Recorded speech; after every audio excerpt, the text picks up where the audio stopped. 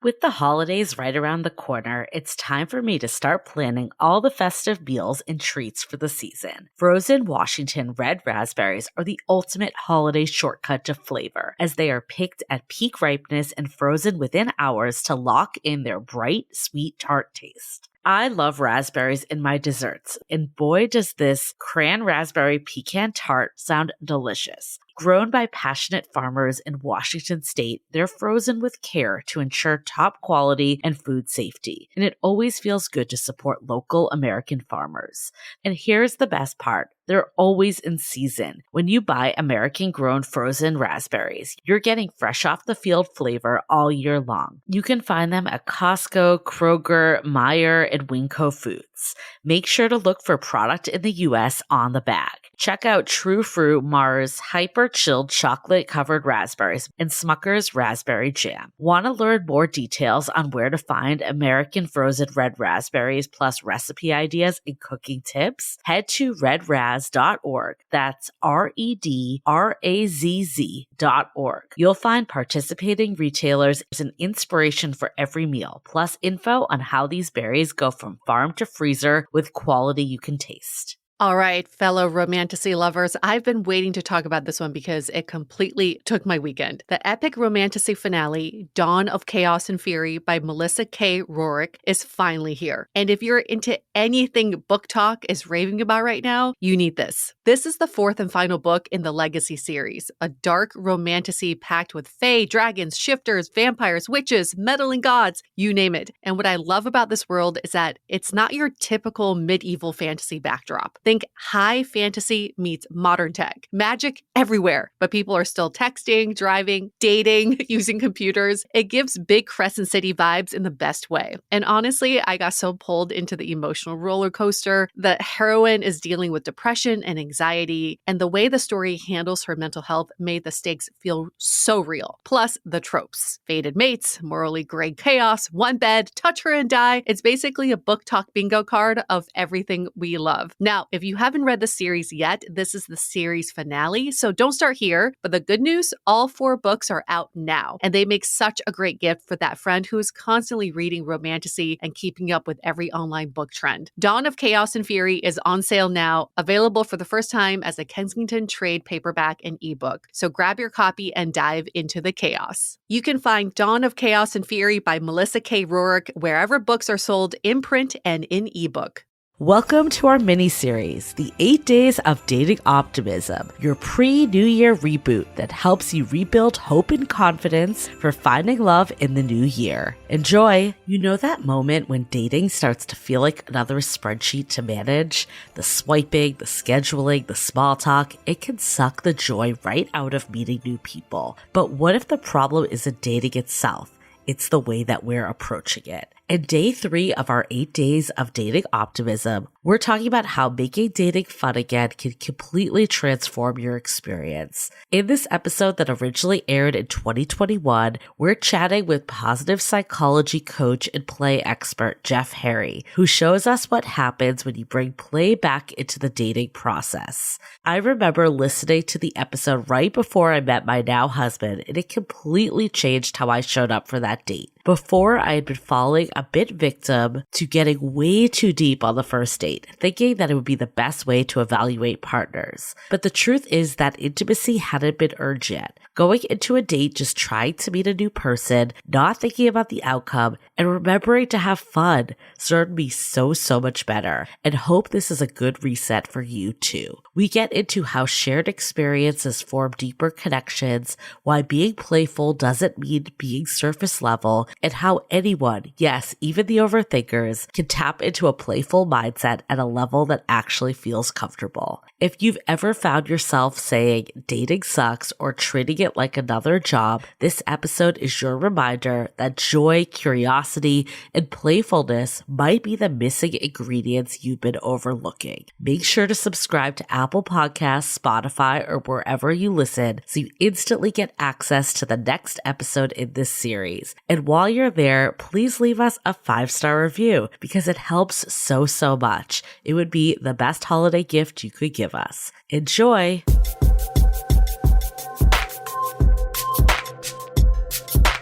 dating should be fun, right? And sometimes we forget that dating should be fun. We treat it like a job. We treat it like a chore. We treat it like our number one enemy, when dating is about finding someone that you love spending time with. Why should it feel like a chore? So our guest today is here to help us bring playfulness back to dating. And before we get to what playfulness means, because I'm sure there are lots of different definitions of play, I just want to introduce our guest of honor. His name is Jeff Harry. He's 42 years old. He currently lives in Chicago. He's been there for the past year and a half during COVID, obviously like everyone else who's just been somewhere else during COVID, but he still has a place in Oakland. Look at you with your pied-à-terre. Originally from the suburbs of Chicago, he's pretty single and he has been taking a dating sabbatical. He's an international speaker, positive psychology coach, and founder of Rediscover Your Play, where he shows individuals and organizations how to tap into their true selves, to feel their happiest and most fulfilled, all by playing. Julie, when I say the word play, what do you think of? I think of play parties. So our mind is in the gutter. Our listeners know Louise, who's kind of like our events extraordinaire, and her and Jeff know each other from the play world. And literally every time she says it to UA and I, our mind like reverts back, think about like play parties, like sex parties that we've been to. But that being said, but you guys have a much more PG rated definition of play. And I think it's interesting because play parties, the whole idea is to get out of your comfort zone. Even though it's sexually, it still is a form of play. So it makes sense. But we know that you primarily work with like businesses, and that's kind of the people you think of that are like stiff and need to let loose and like play. Right. But we find it in daters. And I'm curious like what your definition of play is and how you see it coming into dating. Sure. So I define play as any joyful act where you are fully present in the moment, where there is no purpose, there is no result. You don't have anxiety about the future. You don't have regrets about the past. You're just like fully in flow, like you're fully in the zone. And when you're doing that, I guess when you're dating it's the same feeling where you're like, you forget about time. It's where you could be talking to someone for 3 hours and you're like, no, you hang up. No, you hang up. And because you're just in that mode, right? Or you're on a date and like 4 hours have passed. So, when you're really in that flow and you really like feel that connection with somebody, that's when I truly feel people are at play. And we know you're currently taking a dating sabbatical while you're at your pied-à-terre in Chicago. But when you are in the dating scene, how have you been able to integrate play into dating? Yeah, so I hate dates, like average dates. I'd rather it be amazing or horrible, because if at least it's horrible, it's hilarious. And then I have a story afterwards. But when it's just meh and you don't really know, like, should I go on the date again or not? And you're like, oh gosh, like, enough mad dates. So like, I want something super unique. So even twice I did this. I learned this from Love Actually, where I took a date where instead of us going to the movie theaters, we went to SFO International Airport. We went to the international terminal. We got food and we got flowers. And we just watched people get greeted at the international airport. And when we felt compelled, we would give out flowers to certain people. And we would just come up with stories for people and just be like, I wonder who they're waiting for. And it was just like, it was a different experience. So like, I'm all about that. One time I went randomly horseback riding with someone. I had never even met them before, but I'm like trying to have play experiences, because Plato didn't say this quote, but you really do learn more about a person in an hour of play than a year's worth of conversation. So why not have like experiences to actually learn about that person instead of just people talking about what they like to do? Why don't you just show what you like to do? Because that, I feel, speaks more volume. I love this idea of the airport. Like, was this like an early date or were you guys dating for a while? I need more details. This is an early date. Yeah, I took 2 different people on that date. It was super interesting. SFO staff knows Jeff on a regular basis. He's like a regular at the airport. Just like, They're like, he is again on his first date. there it is again. Is he picking somebody up? Why does he have food? Why does he have a whole platter? So what was your date's reaction when you're like, hey, we're going to SFO? Well, she like knew who I was. So she was like, yeah, that sounds super fun. So, and that's the other process of it, right? If you ask somebody to go on this like ridiculous date and they say no, that's a good thing because then you're filtering out who's down and who's not down to do this, right? Like imagine if someone that like loves to work at soup kitchens and it was just like, my first date's going to be at a soup kitchen. So even if it doesn't go well, I know that I have another person that's doing work alongside me. Like you would just experience something brand new with that person. So I'm all about doing that. I mean, personally for me, like someone that has playful qualities is such a turn on. Like all like my past like exes, like definitely would describe them as playful. Like that's something that comes to mind. And I might not have done like necessarily like playful activities as much, but there's something about their demeanor that was very playful. Like my most serious ex like broke into song from Fiddler on the Roof like on our first date because and then like from then we had like a shared, you know, bond over this movie. And my other ex like had this, it was just like this ridiculous thing that he like had like stuffed bears that he was obsessed with. And he like started naming my pillows that like resembled bears. And we had like this whole like secret like love story between my pillows and his bears. And I know that sounds oh my God. so freaking ridiculous. No, that sounds But it was so cute. And like when you like someone, that shit's adorable. And I know it sounds super weird. No, it's perfect, right? Because why is it perfect? Because it's weird, it's strange, it's nerdy. It's everything that we actually are, right? I think a lot of times we have, as Chris Rock says, like our representative for the first date. And it's like, hello, this is me and this is what I do for a living. You're like, I don't want to meet that person. Adults are boring. Adults are so boring, not because they're actually boring, but because we pretend to be normal when none of us are normal. We're all super weird. So why not lead with the weird? Just to be clear, the bears did not come out on the first date. It was probably like 2-3 months in. But yes, it's.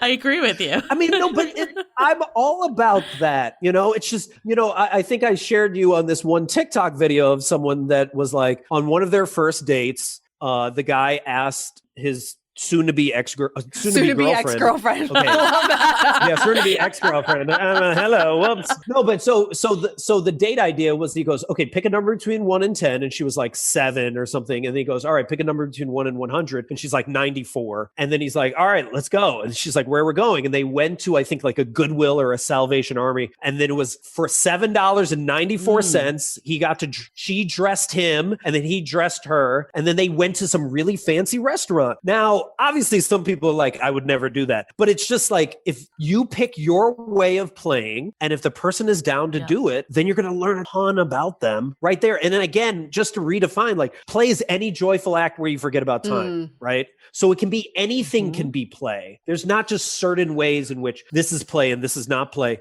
It's all up to you how you define that. If that's y'all just reading books at the library, sweet, nerd out. Like, do you, boo-boo. I think it's like it forms a connection though, because it's like an inside joke. It's like inside, you know, activity that you're not doing with every last date. So I love it. Okay, so I'm very intimidated by this. I enjoy play in a relationship, but in dating, it's a little hard. One, because I'm lazy. I just feel like, just go to a bar, go to a restaurant. It's just easier. And two, sometimes I feel like when the play someone creates is not suited for me, it becomes daunting. Oh, so I agree.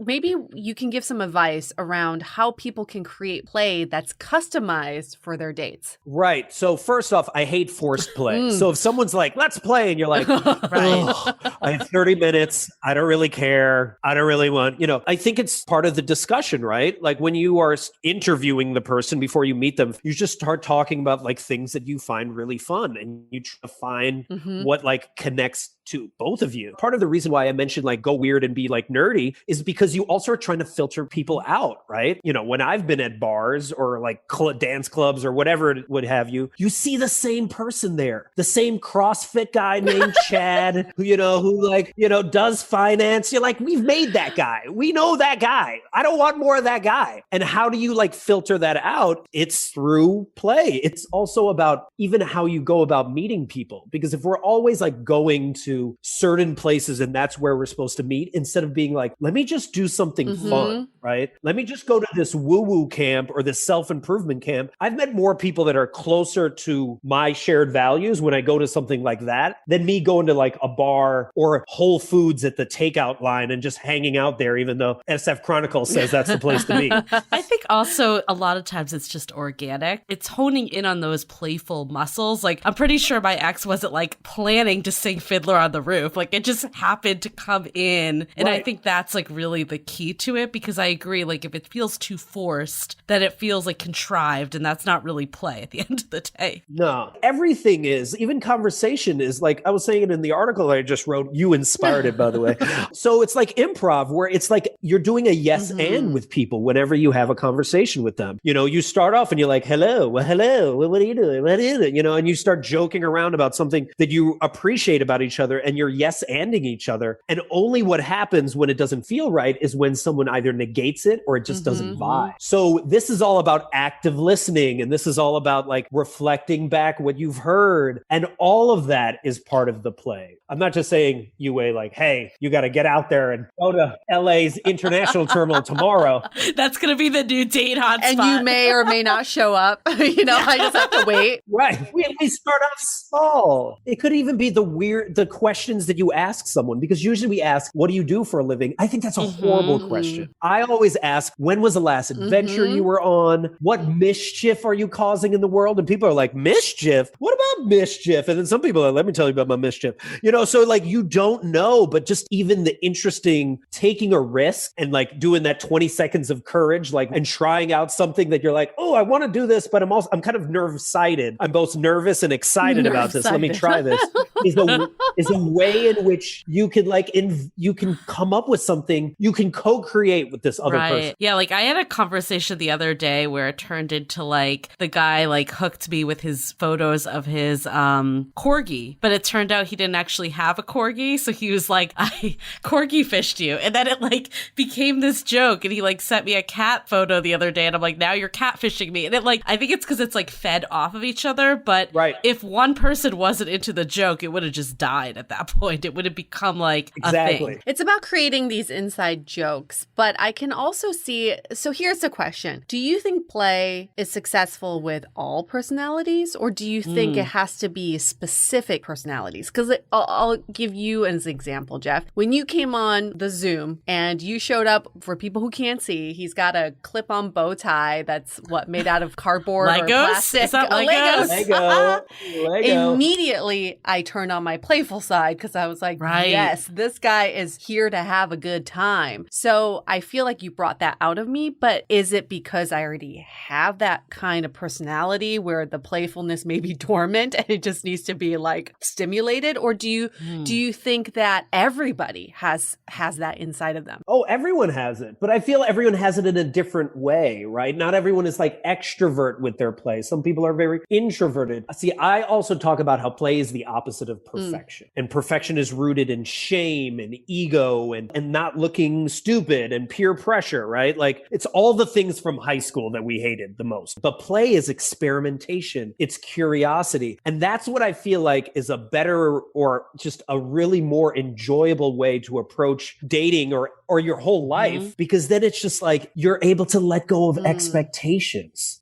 Expectations are the thief of joy, and adults get so fixed on results. And that was why 2020 was such a tough year for so many people, because on top of all the loss and the pain, also they had all these dreams, December 31st, 2019, of what was going to happen. I'm going to get married. I'm going to change the world. I'm going to start my business. And then all those things didn't happen, right? And when we get fixated so much on that result, it destroys the present. It destroys the process. And how many times have you been on a date and you're like, all right, this person is shorter than me. What are our babies going to look like? Oh my gosh. And gonna, how is he gonna look when he's 80? And you're just like, whoa, let's just like be present with what's happening now and just see what's happening and stay in the moment and stay navigating like that uncertainty and be comfortable in that uncertainty instead of being like, I need to know the right answer, because there is no right answer. It's different for everybody. I think you hit the nail on the head of why play has been sucked out of dating, especially with apps where there's so many prospects. People are, one, trying to like cut through the clutter and also not get hurt. Right. So they turn to the daterview, which is basically just like,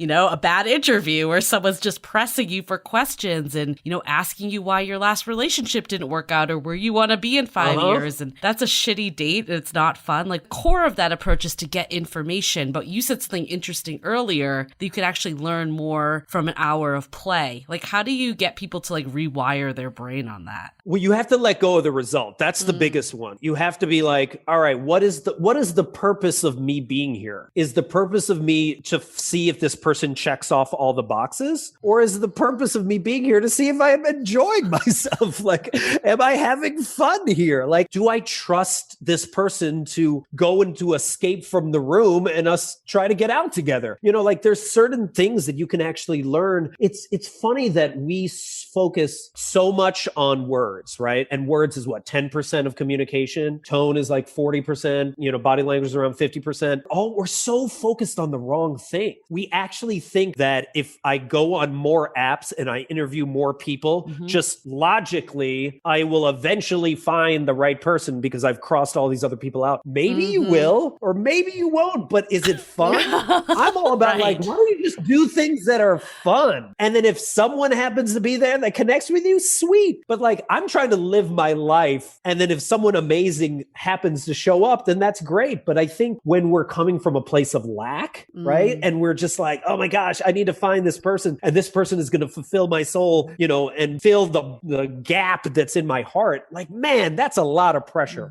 on you as well as the other person. And then you're going to have that first date. And the first thing you're thinking about is like, so, is it going to be a year before we get married? Like, whoa, man, that's a lot, like he's a redhead. Will I want to have his baby? Do I want redhead babies? Like we haven't even had a drink yet. I get a little concerned with when people use the word fun too much. It gets thrown around. How was the date? It was fun. How was the event? It was fun. But was it actually fun? It probably wasn't. It was probably fine, but it wasn't fun. It was fine. So they're using the wrong F word. But here's a distinction I want to make, because I can also see people thinking that play is part of entertaining someone, and that puts a lot of pressure on you. My role here is to entertain my date, but it's not really about that. So an example is my friend has a 6-year-old, and during COVID, school has been virtual. So her 6-year-old gets on Zoom and she says, she's like, I shit you not, for an hour, she's just staring at the screen with all her classmates and they're playing without saying a word to each other. All they're doing is like, they bring out their toys and they make eye contact and they do body language or whatever. That's their idea of play. She's like, not one word is spoken. That was mind blowing for me, because I think as adults, we always assume that we need to entertain with our words and that there can't be silence. We got to keep it going. When so much of play, not entertaining, play should be about the nonverbal. So maybe, Jeff, you can give us some advice on how to shift that mindset. Yeah. So I think the thing that is worth exploring is when you have a thought that you think, ooh, that's really exciting, but that also makes me really nervous, or that person's going to think I'm weird. Do it. Do that thing. Do that thing. And here's the reason why, because maybe it is, let's just talk about like the silence thing. Let's say it's just like, hey, I want our first date. I love to read. Oh, you love to read? Let's just go hang out in the park and we'll read right next to each other. That's the play. That's the play. That's fine. Like, again, it's open because you're just you're testing, you're experimenting, you're trying things out. And I think a lot of times we actually want to entertain the person because we want them to like us, even if we don't like them. Right. Even if we don't like them, we're like, well, I want this date to go well because I wanted some good reviews on Uber or Lyft. I don't understand why we had like a dating Uber. But like, so yeah, Julie and I were talking about it, how we get really good at interviewing people. Like, we get really good at asking really good questions. And also, I'm really good at being vulnerable. So at the end of the date, the person is like, man, this went really well. And man, Jeff shared a lot. He was quite vulnerable. It's like, nah, I share that with everybody. Like, that's just my threshold of vulnerability is just more than most people. So I think what I recommend doing is, again, play is like a dance. It's an exchange, and you should be showing them what your type of play is. What your type of interest is, so that you don't feel like you're entertaining them, but you're like, hey, I'm doing my thing. Oh, you're doing your thing. Oh, here's what I love about my thing. Oh, I love that. Oh, what are you doing? Just like the kids do, where you're just like kind of curious and then you go back to your thing. So then you're staying within yourself and you're not trying. The reason why dating is so hard and exhausting and feels like work is because we're trying too hard. We're trying to be somebody else. We're always playing a role, but why not play a role that we actually want to play? Yeah, I mean, I think the best dates are when it just feels like two friends that are hanging out and it's not like a formal thing. Those have been by far the best dates I've ever had. You know what's interesting though is I can hear people saying, like our audience being like, but don't we need to get like deep? Don't we need to like share our life's like goals and ambitions and all the stuff that isn't really considered play, but more like, you know, the deep talk? We actually ran a super interesting dating experiment a while ago. It was a Love is Blind experiment off of the TV show. And UA and I, along with all of our listeners, we were convinced that one of the guy, Ryan, was going to pick this one woman, Taylor, like, cause they had like this spiritual connection. They bonded. Yeah. Like all this, like they kept talking about like in the check-ins, like how deep they were bonding. So we all thought like across the board, he was going to pick her. And then he ended up picking another girl, Lacey, because she was fun. That was his like exact words. But that being said, it kind of petered out and maybe Taylor actually would have been the better long-term partner. Like, how do you balance both? And like, what is your thoughts about, you know, going deep and also being playful? Does it have to be one or the other? No, I mean, play can be deep too. Like I do this on Clubhouse all the time. I do like introspective play where we ask like really hard questions. Like, all right, this is the Tombstone play game. Here lies Jeff, best remembered for embracing play, being his nerdy self and loving Cobra Kai, you know, and like that is like a sentence that everyone then has to answer on Clubhouse. So like there are ways in which you can ask really interesting questions. What about the 36 questions that make you fall in love? You could ask one of those questions on one of your first dates. Again, it's about where do you want to go? Do you want to get deep right now? Let's go deep right now. Let's pick one question out of the 36 questions, or my friend Jan, who has these ask deep question cards, and we pick one and we answer that. Like that can all be it. Or you can just be like, okay, tell me your worst dating experience. And then as y'all are sharing that together, you know, all of a sudden you start to peel the layers off and you're like, oh, wow. That's real. And then maybe you feel comfortable enough to ask then, why do you break up with your last person? Or one of those like really hard questions that was in the DATEABLE game show that was like, oh, the V card. Everybody was so vulnerable, right? Everyone was kept passing out their V cards. Hey, this is just a side conversation, but it seems like you have a lot of fun on dates. You're very playful. Why are you taking a dating sabbatical? I would assume that you just love dating. You just be out there dating night and day.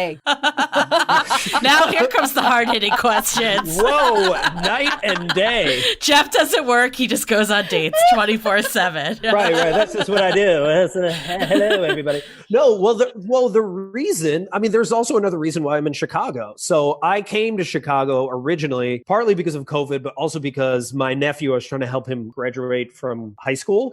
So he moved in with me and I helped him get into college. So I moved back, October of 2019. But also a person that I was dating lived in Chicago and I was living in Oakland. So I spent the last year and a half with her and like I got really close to her and her kids and it was amazing. And then it ended up not working out. So like I'm still here in Chicago and planning to head back. But like I went all in to be like, I got to see this through, and I put my heart and soul in it and I got like super hurt and I'm sure she did as well. But, I feel happy that I at least explored it and took the full risk. Right. And I think that lesson can be learned in the dating world is I can't believe I'm quoting quoting We Bought a Zoo, but it's just like, the movie with Matt Damon, by the way. 20 seconds of insane courage. Like all you need is 20 seconds of insane courage, 20 seconds of sheer bravery, and like everything can change. And I feel like at every moment you have that. And one thing that my friend Angie Cole taught me that I thought was really powerful and helped me in my relationship, Angie, and her boyfriend have this rule about, it's called open hand, not open marriage,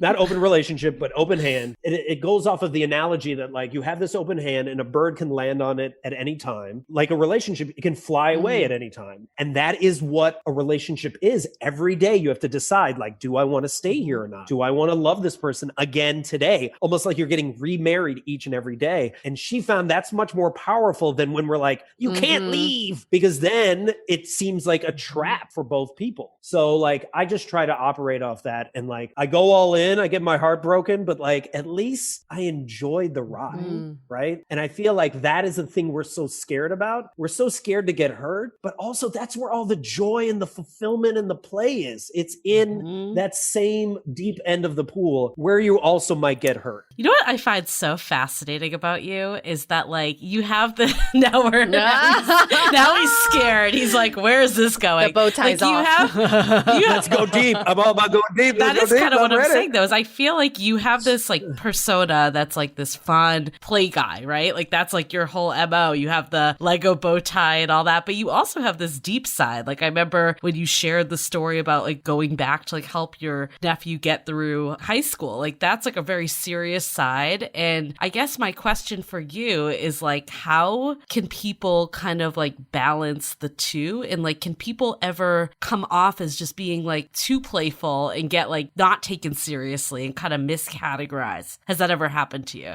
I mean, yes. I mean, I run stuff for like Fortune 500 companies, and all the time they're like, who in the world is this ridiculous dude? But as soon as I help create like a psychologically safe like workplace for their staff, and they're like taking risks, and all of a sudden they're like, oh, this super weird dude actually is helpful.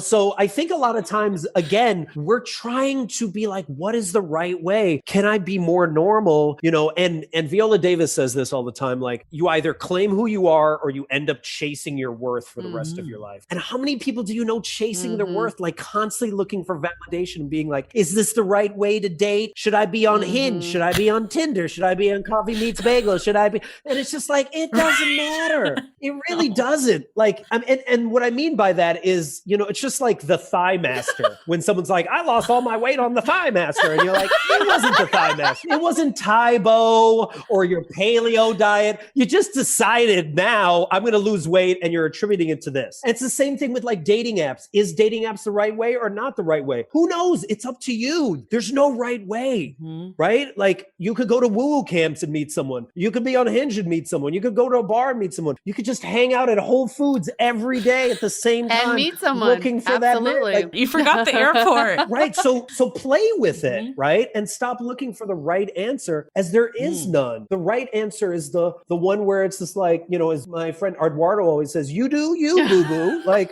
like own you, because the more you are yourself, right? And I hate faux authenticity. I hate how people use the word authentic all the time. Just be yourself. What does that even mean, right? But it's just like, just be what you are scared to be, which is you. Put it out in the world. You might get rejected, but also you might be like putting out to the world so someone else that sees and resonates with your nerdiness is like, yo, I need to hang out with that person. I want to dive into this even more, but before we do, let's take a quick break to hear from our partners. When it comes to holiday gifting, I want to give things that people really love. Beautiful, timeless pieces they'll wear for years. That's why I'm going with Quince. From Mongolian cashmere sweaters to Italian wool coats, everything is premium quality at a price that actually makes sense. Quince truly has something for everyone too. I'm obsessed with their cashmere sweaters, so much that I own 3 of them. They are so soft and luxurious, and they never pill. It feels like they should cost over $200, but they are only $50. What a steal. My whole wardrobe at this point is pretty much Quince. The craftsmanship shows in every detail, the stitching, the fit, the drape. It's elevated, timeless, and made to wear on repeat. I have my eye on their jewelry, pajamas, and robes that are definitely making it on my gift list.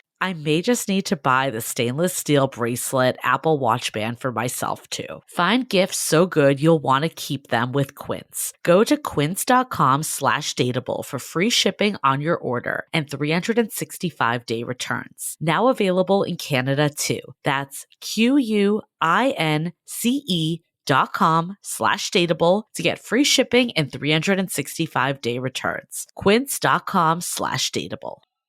This holiday season, comfort is knowing your home is filled with natural, sustainable comfort for a healthier environment for me and my family. As the holidays fill up with gatherings, travel, and to-do lists, Avocado Green mattress products can transform your home into a peaceful, grounding retreat made with certified organic and sustainably sourced materials. From breathable bedding to handcrafted mattresses, Avocado is all about true comfort, so you can rest, recharge, and wake up refreshed all season long. Have peace of mind that every product is thoughtfully made with the planet in mind, so you can feel good about the comfort and quality you bring into your home. With Avocado, you can enjoy deeper rest, calmer mornings, and a healthier daily routine. And with financing options with Affirm, it's easier than ever to bring Avocado to your home. Prioritize rest and recharge with Avocado's organic comfort. Head to avocadogreenmattress.com today to create your natural oasis and save big during the holiday sale. Avocado, dream of better. You may have heard about our new Finding Your Person coaching app, and we're excited to announce a special holiday promo for 20% off and that it's now on Android as well. If you're new here or haven't heard about it, we partnered with Studio.com to create an AI-powered app combined with our best-selling Finding Your Person program. After 10 years of doing Dateable, we kept hearing the same thing. I wish I had support in the moment when I'm actually dealing with this stuff. So now you have a dating coach in your pocket to use whenever you want. Using AI also allows this app to be 100% personalized to you based on exactly what you're going through. You'll get audio lessons from us, Dateable podcast recommendations, and even customized exercises we've created. There's even audio or written journaling where you'll get real-time feedback and encouragement and a coach you can talk to identify patterns and growth. The best part is that you can try it for 7 days, and if you're not happy, you can get your money back, no questions asked. Our goal is to help as many people as possible, and we're continuously blown away by how innovative this technology is. To get your 20% off, go to studio.com/dateable now until January 2nd. That's studio.com/dateable. No code required to claim the special holiday price. Enjoy. So for someone who is putting themselves out there in a authentic, non-influencer way, and they're getting a hang of this whole playful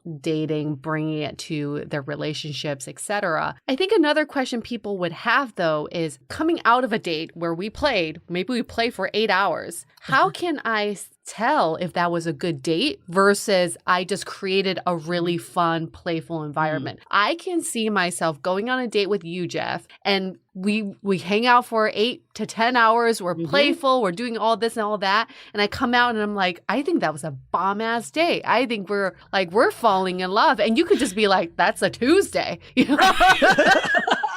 So how can people be more in touch with their feelings after the fact and really get to the core of was that a good date? Did we make a connection? Well, did you enjoy the experience? Or did you enjoy the person? Did you connect with the person, or you just remember what do you remember afterwards as you're describing it to your friends? What is actually coming out? Are you talking about more about what you did, or are you talking about more about who the person is? You know, my best friend Dana, she still gets warm and fuzzy whenever she brings up her boyfriend. They've been dating for 5-7 years now. They get all that feeling right there. You know it. It's that same when you finish the date, you're like, fuck yeah, I want to go on another date. You don't wait 2 days. No, you're like, I want to talk to that person right now. I am missing you as we're leaving. Right? That's when, yes. And if you're like, oh, well, I don't know, it was kind of good, but maybe if you're persuading yourself, no, that's move on. You can move on. Dead on, because I've heard people describe their dates and they lead with the activity. Totally. Oh, I went to mini golf. It was so fun. And it's but could you have gone to mini golf with anyone? And I think that is a telltale sign of is it the person person or is it the actual date? Because I think the best dates, you could literally be doing nothing. Like it almost doesn't matter where you go because it's just the personality that you're jiving with. Yeah. And also like, if you're like, okay, I don't know what playful activities I can do, right? Let's say you're just like, I don't play. There's a lot of people like I work with, like I had a lawyer client once that was like, I don't play ever. Sounds like, and I was like, well, what do you do? And she goes, well, I take people that hate each other and I get them to agree on one thing. And I was like, ooh, tell me more. And she was telling me, she was like, ooh, that's your play. That's how you play. So again, it's very broad. So here is a play experiment you can do with your friends to like actually identify ways in which you could play more and then maybe play more in dates. So you reach out to 3 to 5 of your closest friends. You can also do this on social media, but it's better to reach out and like talk to your friends. I know over the phone, it's scary. And so you ask them these 2 questions. And the first one is like, what value do I bring to your life? Like, what do I do for you? Like, why are we friends? Because I think a lot of times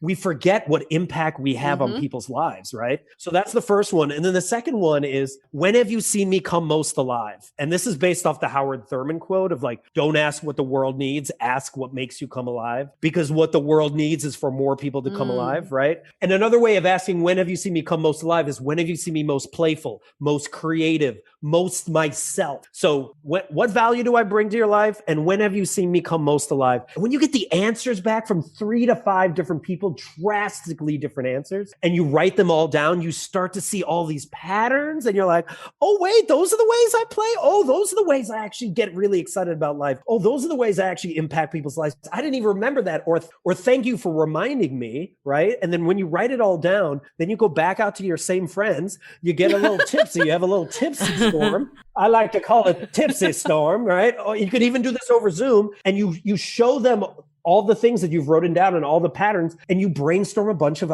adventures that you could do as friends, or adventures you could do with potential dates. But again, it's a playful activity to like rediscover. Can we do it on each other, Julie? Sure. Let's do it. Jeff, you're going to moderate this. Everyone's going to witness. Oh, I get to see it. Oh, we're doing it real time. I love it.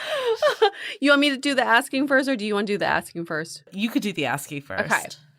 First question. What was the question again? Why are we friends? What value do I bring to your life, Julie? Oh, you bring so much value. I don't even know where to start. But I mean, I think just a couple things come to mind. I think I always have fun when I'm with you. I always feel like you're a delight to be around. You care about the people in your life. You are funny. Like you'll always add some sort of wit to I know. You always just like basking in the glory right now.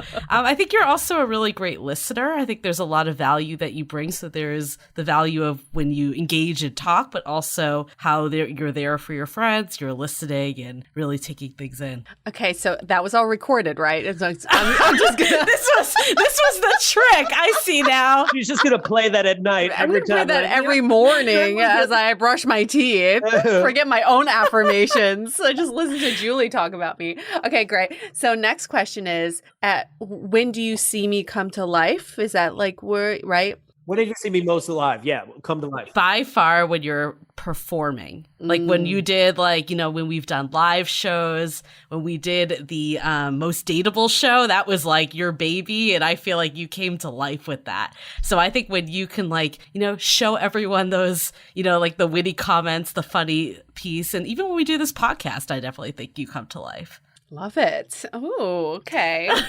I'm going to write this down. Julie, your turn. You don't need to write it down. It's recorded for everyone to hear. That's very true. But I guess, okay, we probably don't need to go into all mine for time's sake, but how does Yue then now take what I just said and apply that to dating and relationships? I'd love to make that transition, with what info I just gave her. What's that next step? Well, so first we identified what value she brought to your life, right? The fact that she's able to listen, the fact that she's really fully present. Also that when she comes most alive is when she's performing, when she's doing this bigger thing. So what are ways in which you can actually do that on a date? Are we talking karaoke? Are we talking something That's You know, true. like, what are ways in which where you get to be? I'm going to do an open mic stand-up comedy thing. Yeah, something I've never done before, and you're going to come and watch me. And this is going to be one of our first dates. Or we're going to go to like an improv show and attempt to do something that I've never done before, you know, or go not trampolining, but you know, when you like swing on those what is it? I forgot what those things are, but No you know, in idea. the circus. Oh, trapeze. Trapeze. I was gonna say trampoline dodgeball has always been my dream date that no one's taken. Is it me on. really? Okay, we have that on record for anybody listening. Anybody looking for a broken ankle, But I would ask you, Yue, like, what are some ways that you love to show up? You love to perform. And from there we would dive into that more. And especially when you're asking multiple friends, they're going to give you a lot of different answers. Yeah. I love this idea of like activities you could do, but I can also see people being like, I'm not sure if I'm ready to take the plunge and do an open mic night. But I mean, but again, remember, it's catered to each person. So someone else might say something that's much more subdued and be like, you know, you love to like read poetry one-on-one with someone. Okay, sweet. Then that's what we're going to do. It doesn't have to be something so overt. I think a lot of times we think like, again, what you said earlier, Yue, like play has to be entertaining for everyone. No, it doesn't. Play doesn't have to entertain anyone. I make ridiculous TikTok videos and people are like, oh, I love them. And I'm like, great, but they're not for you. I'm just making them for me. Like, this is my play. This is how I'm playing. And if you want to join the party, as Elizabeth Gilbert says, like a bunch of people joined the party for Eat, Pray, Love, but my next book, no one cared. So whatever, like I'm still doing this for me. Julie, do you remember when we set up Shelby on those 2 dates and she and Matt, I think was his name, they crashed a party in Hayes Valley. Yeah. And I still remember that was a memorable date for her because they didn't plan it, but he kind of like, he's like, I think there's a party going on up there. Should we go check it out? And they went and they pretended they knew people there. And that was like a really great bonding moment. And that's like small play. That's like not grand gestures, but it's spontaneous. Right. But I think the problem for them was that overshadowed their connection. Totally. At the end of the day, that's like what they kept referring back to was this moment. So I think it can't overshadow your connection so much, or that you've just done a fun activity. But if it's okay, even if it does overshadow it, because then again, you know that this is not the right. The play helps either way because it provides clarity, you know. And at the end of the day, like at the end of your year, I always ask people like, what do you remember? Your most productive moments of the year, or your most play, fun, joyful moments? Yeah. And if that's the case, why wouldn't we be focused on creating more play, fun, joyful moments, especially when we're dating? If we can't do that while we're working, at least do that while we're dating. Yeah. You know? I mean, I think at the end of the day, like using the Shelby example, like she definitely remembered that and probably would try that with other people or knew that was something that excited her. And then to your point, Jeff, it's like if that overshadows the person so much, then you're like, okay, maybe we didn't have the bond that we thought we did. And it's still a learning experience. Well, it's still it's a win-win situation because you still had fun. And this is going to sound a little nerdy, but I like to go nerdy sometimes. I had a colleague who used to work on the Mars rover, and she was like, they were all about always making it fail. Like their job was to constantly break it on the ground on Earth so that when it finally went out into, you know, Mars 1.5 million miles away, they would have known all the ways in which it was going to fail. And I think a lot of times when a date fails, you know, or a relationship doesn't work out, that we feel like we've lost. And it's like, no, it's just more information. Right. It's just more information that's getting you closer to what you really want. And I say this a lot that like, I forgot who told me this, but someone said, you're either in a relationship and you're in the relationship until you learn the lesson that you need to learn. And then when you finish learning that lesson, you either decide, all right, now this relationship's over because it's done, right? And we celebrate that. Or I continue the relationship because I want to learn more lessons with this person. But either way, you're constantly growing. And I think we don't give ourselves credit for that. I think each time, like I was just with someone for 1.5 years, I could see it as like a waste of time and just be like, oh, I'm starting back at square one, but I don't want to believe that. I don't. I want to believe that because I met this amazing person that had me grow in certain ways, now I'm a better person because of that, right? And I think we need to celebrate that more and stop like beating yourselves up and listening to our inner critic that's like, you're always going to be alone. Right. No, you're not. Like, that's not true. Send that person to time out. They should not be playing. Right. I mean, I think it's interesting. I'm just like thinking back to like dates that I've had too, and like like one of the ones that stands out with like one of my exes is that we just like took the cable car like 3 times, like back and forth, like all day for no reason. I mean, it cost a shit ton of money because those things aren't cheap, but it was like just like it wasn't like this like out of the box like crazy thing, but it was super fun and playful. And I'm curious, Jeff, because like I'm not the type of person that has like all these unique hobbies and like does all this like interesting stuff. And like actually I've had great dates that I've just gone to a bar and like talked to someone and it still felt playful to me. And I think I do have a playful side that comes out with certain people, especially. Like what else can be like a way that people can like show their playful side that's not necessarily like an activity? Well, let me approach it this way. So my friend Desiree taught me this, and Desiree is someone that travels all over the world. She like lives in a van and just travels everywhere. And she learned that she could change her entire day by simply asking the question, how can it get any better than this? And she asked that with like curiosity, like, ooh, how can it get any better than this? Right. And I'll tell you by day today, right? Like I woke up this morning and then I made a TikTok video. Ooh, how can it get any better than this? Ooh, then I hopped on a podcast with this guy from London and we talked about play all day. Ooh, how can it get any better than this? Ooh, and then I got this really lovely Greek salad. How can it get any better than this? Now we're having this conversation. It can't. How can it get any better than this? It's over. It's over. This is why we booked you at the end of the day. The greatest moment of my life is right here. But I think that like doing that type of like momentous, curious way of showing up on the date and being open to what might happen and being open to saying yes and to stuff like, let's do this adventure. Let's do this adventure. Like think about when you've been in flow, right? When you travel and you're open to everything. You're like, yes, I will. Yes, I will have another mimosa. Yes, I will hop on this moped of this stranger. Yes, I will go to this deserted island to this party under the moonlight. And maybe you meet the love of your life because you were willing to say yes to all this stuff. So we have to be willing to embrace our curiosity and the experimentation of it, and also just be open to being vulnerable. I actually think that is one of the best ways to approach playfulness on a date is pretending you're a tourist in your own city. I think that's like the best mindset. The shit I've bought on trips and paid for like Segway rides, I would never fucking do that in San Francisco. I'd make fun of tourists who take those Segway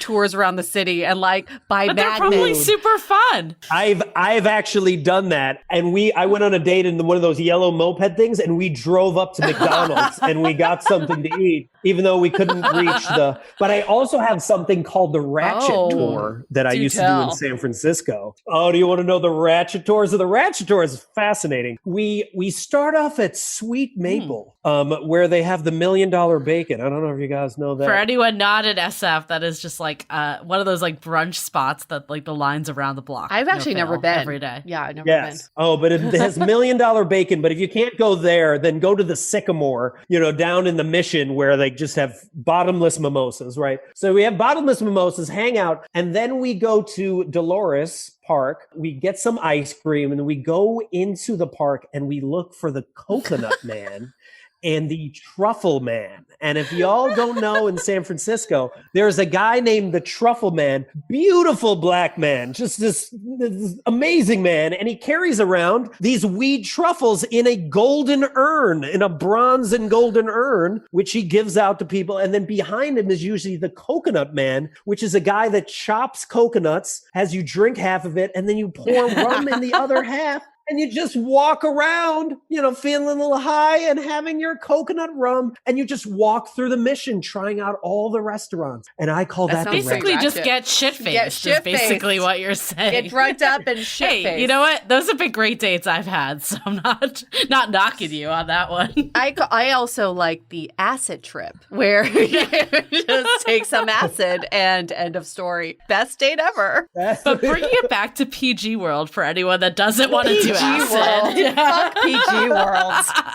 But I think what I like this point about curiosity, because I don't think it needs to be this like extravagant adventure. I think that's great. Like go for it if you want to, by all means. But if you don't, just be curious even in the conversation with someone. Like you can literally be sitting at the same place and have a playful conversation and a not playful conversation. It doesn't need to be like some major adventure either. And you can even have a conversation that changes your life, even if you are never going to be with that person again. again. Like that's the possibility with each and every conversation that we have. That's exciting. Like I love people. I love hanging out with people because there's always this moment where they might say something that sparks an idea that creates like, I don't know, some video that makes me like love life more. Like I don't know where this shift is going to happen. And I think when we show up with that like level of also gratitude that we have the opportunity to be on these dates. I mean, by the way, have you talked to some people that have been together for a really long time? They are not a lot of them are having that much fun. I mean, let's just be honest. Everyone thinks the grass is greener on each side, but I think,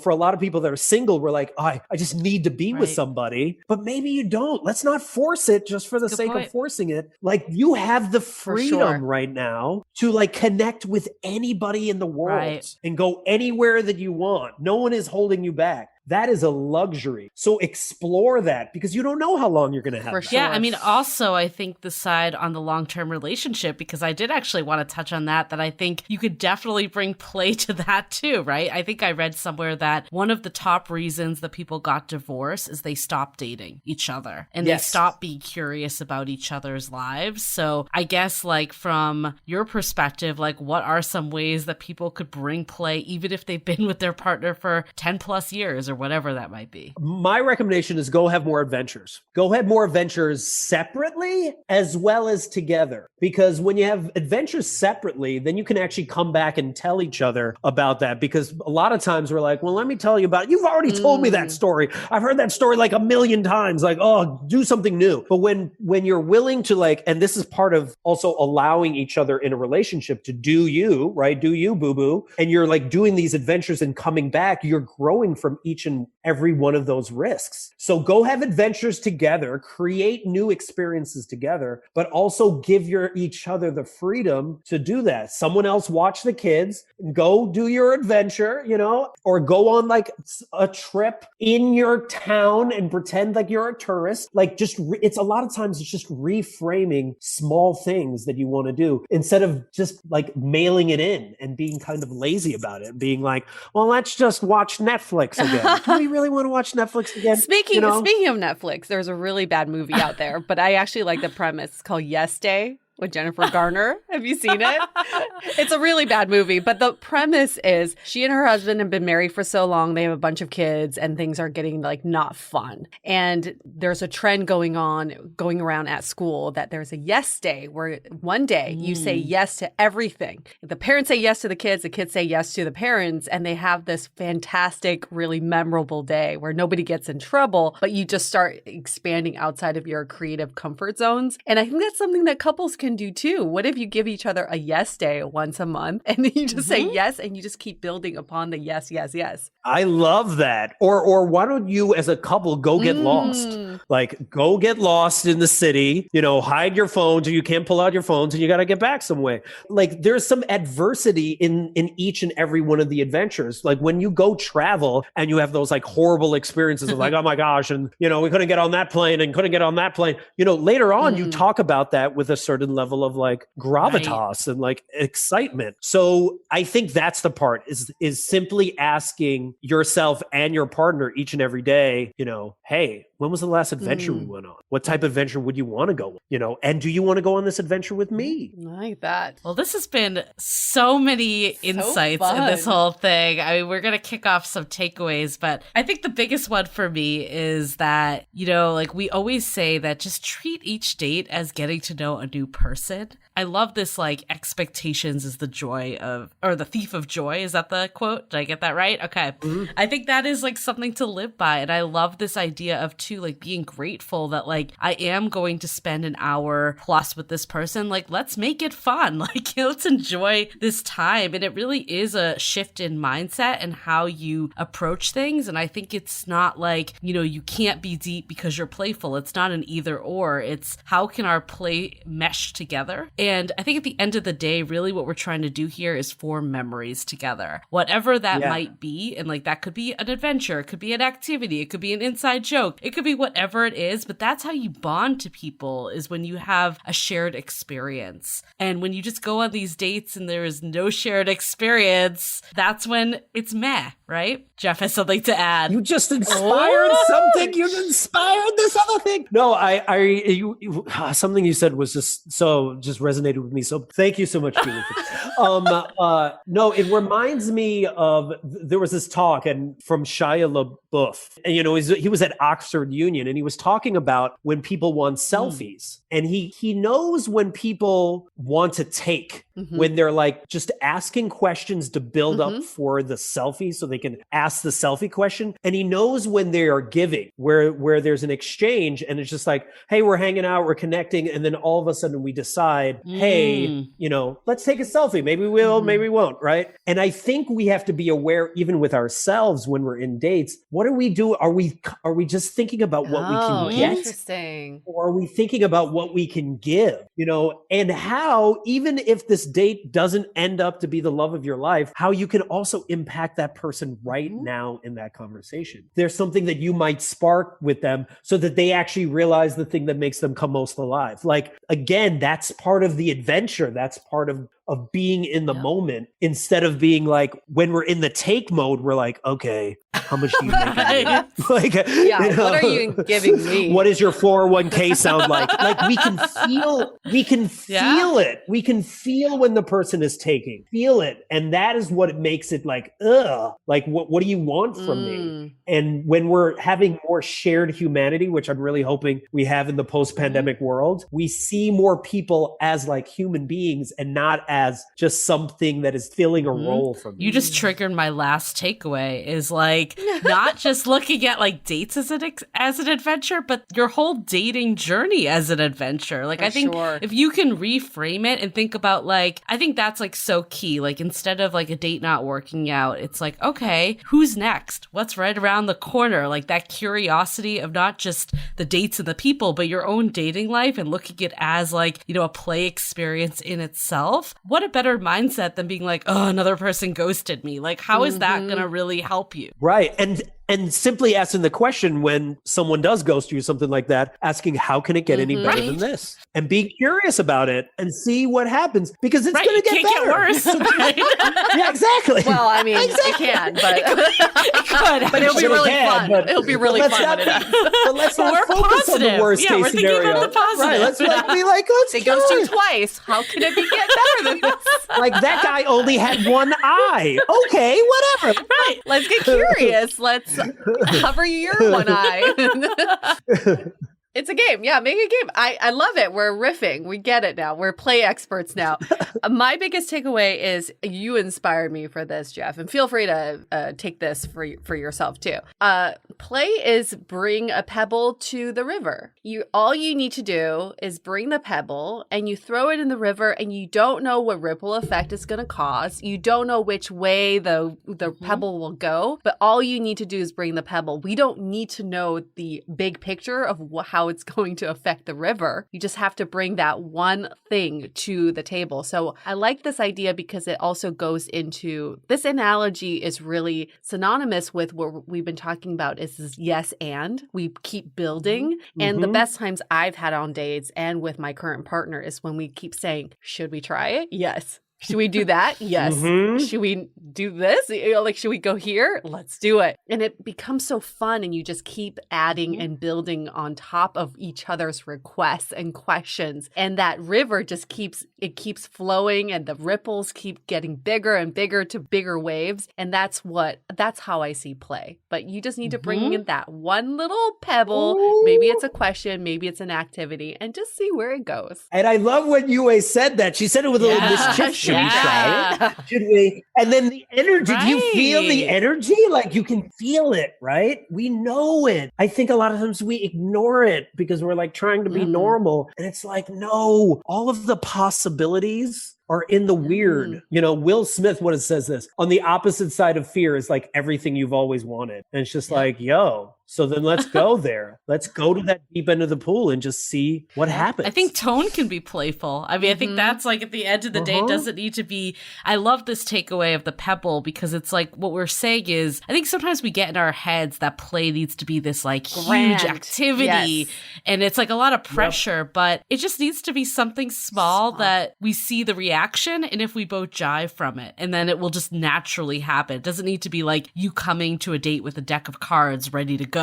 Like if it goes that way, great. You know, I'm going to be a magician. Let me fan for you. Exactly. No, because and what you said also is like play is just you being you. It's you being you. You wearing your Lego bow tie is a great example of a pebble, because if you did that on a date, it might have inspired me to bring my own bow tie, which is actually my dog's bow tie. And then we would have a conversation about that. Maybe we bring our bow ties and we wear it to Whole Foods and then we barter our bow ties for our oranges. I don't know. Right. Or someone that doesn't want to bring a bow tie, they could see the bow tie and they'd be like, oh, I used to play with Legos. And then it goes like into another conversation. It could just never know. Spiral in so many ripple effects in different directions. Effect. I love that a lot. I just love this idea of keeping things playful. And that doesn't mean keeping things surface level or superficial. It just means infusing the fun back into dating. I think it's about time. Dating should be fun. Right. Especially on the early stages, before shit gets difficult. Like, you know, if it's not fun then, how is it ever going to be fun? And I love this quote from Elizabeth Gilbert. How many quotes do you have in your repertoire? I'm just they're all in my head. I've counted. You're not even like reading them. That's the best part. I've counted 12 already in this episode. Like, what's crazy was I was on a podcast once where I had to be Elizabeth Gilbert. You had to play a character. That was the podcast, and mine so I had to memorize all of her work. So like now it's just like embedded in my head. But the one that I love is like personal transformation doesn't happen until you get tired of your own BS, like your own bullshit. And it's just like, what is the bullshit that you're telling yourself? Like, what is the limiting belief that is holding you back? What's the old story? Like one of my old stories was I was the guy that a woman would date right before she got married. You're the fluffer. That's You're what we call relationship fluffer. Oh, the fluffer, right. So there's even a term for it, right? And why do I tell that story? Because it actually benefits me. It gives me the benefit of not having to like continue to go out there. And it also makes me look good, right? It makes me look like the hero in my own story instead of just confronting them and be like, is that really true? Like, is that the thing? Like, why am I telling the story to limit myself from what is possible? And I think we a lot of times say those limiting beliefs because we're just scared. We're just scared we're going to get hurt. And guess what? You are. But also, you also are going to find such love and adventure and all of the joy. And like, that's living. It's both. It's all the sadness, all the angry, all the grief, all the fulfillment, and all the play, all wrapped together like a roller coaster. And that's so much more enjoyable than just, binge watching Netflix till you die. So let's not, I'm just saying, I love Netflix, but I love this roller coaster analogy too, because sometimes like when you're in the down piece, it can only go up, right? That's what we've been saying. So there's always like something new around the corner if you think about things in this like curiosity, playful mindset. So Jeff Harry, if people want to find out more about you and your offerings and rediscover your play, how can they find you? Not play parties, we'll clarify that. You never know. Hey, different type of play party. I don't get down like that. But I mean, it better not be a limiting belief of yours. You can do it if you want to. I got to be open. You're absolutely right. Back to San Francisco. Power change. Yeah, so you can find me making my ridiculous videos at the handle Jeff Harry Plays, JeffHarryPlays. And that's TikTok, Instagram, all of them, Medium, all of them.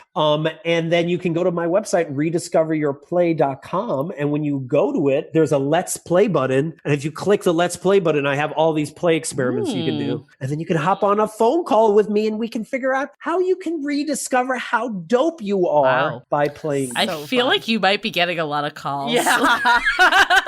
You got 2 calls coming right after this. We're going to hang up and then we're going to be like clicking that button. Hey, remember us from 5 minutes ago? Okay.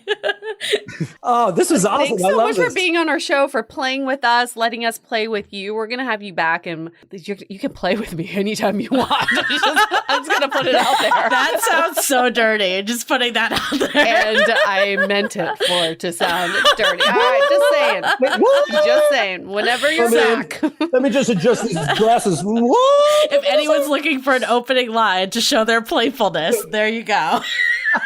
Oh, at some point we have to do Julie's thing. Yeah, that could be a bonus episode. We got to pay more for that. You got our business all figured out too. There we go. How to upgrade people. So if for anybody listening to this, obviously we'll link all of Jeff's stuff in our show notes. But for us to get fabulous guests like Jeff, please give us a 5-star review in Apple Podcasts. It really helps us get awesome guests, get awesome content, and create even better episodes for you all. So just a simple click on 5 stars and like a quick line about how awesome we are and how playful we are.